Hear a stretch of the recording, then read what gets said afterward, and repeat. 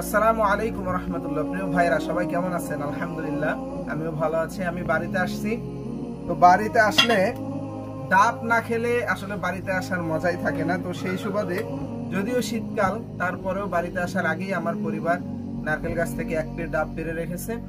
তো আলহামদুলিল্লাহ গতকালকেও খেয়েছি এবং আজকে আবার বসেছি ডাব খাবো। তো সবাই দোয়া করবেন আমাদের জন্য এবং আমাদের ডাব গাছের জন্য দোয়া করবেন যাতে বেশি বেশি ডাব হয়।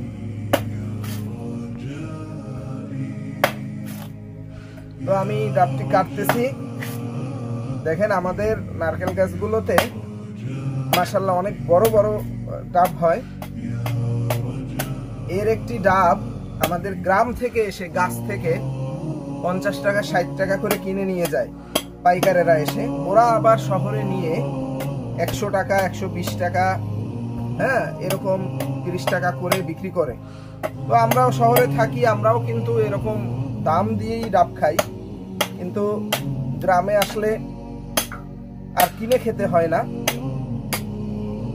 গ্রামে আসলে মোটামুটি আলহামদুলিল্লাহ নিজেদের গাছ ইচ্ছা মতোই খাওয়া যায়।